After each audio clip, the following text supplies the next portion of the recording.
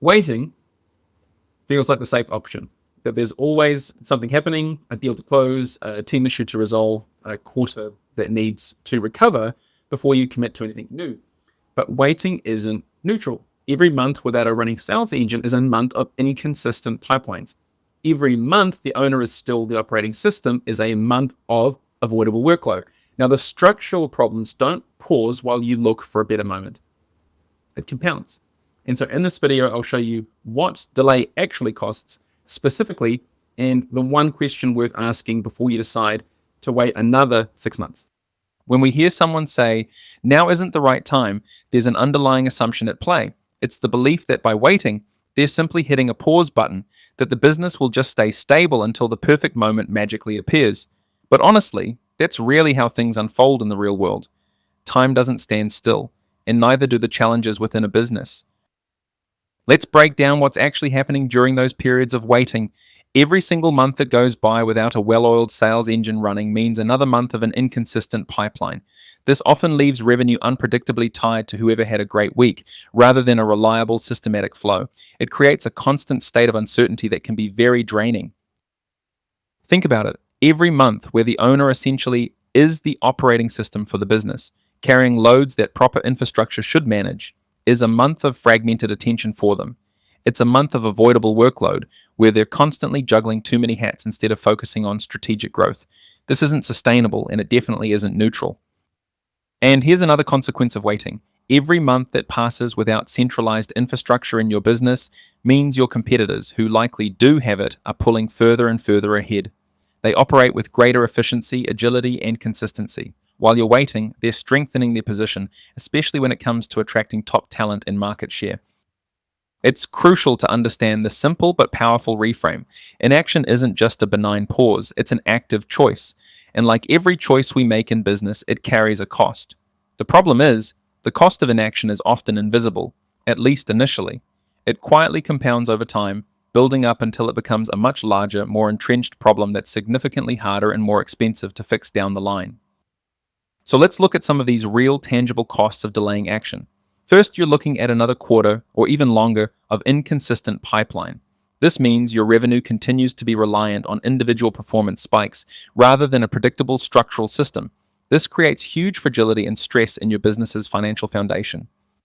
Secondly, it often means another 6 months or more of the owner acting as the operating system. This is a massive burden. They're carrying what robust business infrastructure should be carrying. It diverts their energy from high-level strategy and growth initiatives towards day-to-day firefighting, burning them out and stunting the business's potential for true expansion.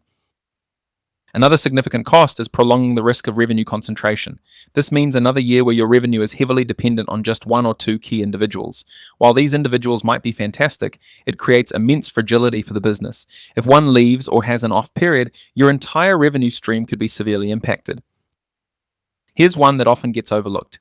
Every delay means another recruitment cycle that might just solve a headcount problem, but it fails to address the deeper structural issue underneath it. You're just patching holes instead of building a stronger ship. Furthermore, competitors who have invested in centralized infrastructure become increasingly attractive to the very best talent in the market. You risk losing out on top agents who seek more stability and support. So, with all these costs, the natural question becomes, when is the right time to make these changes? And the honest answer is, there's never a perfect time. Your business will always have something happening, a deal closing, a quarterly goal, a team issue. The true question isn't about perfection. It's about whether waiting another 6 months will fundamentally change the underlying conditions that are causing these problems. In most cases, the answer to that critical question, sadly, is no, it won't. Structural problems don't magically resolve themselves with the passage of time. A struggling pipeline won't suddenly become consistent just because another 6 months have passed.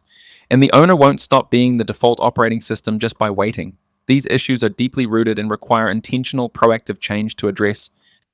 So here's the pivotal question worth asking yourself.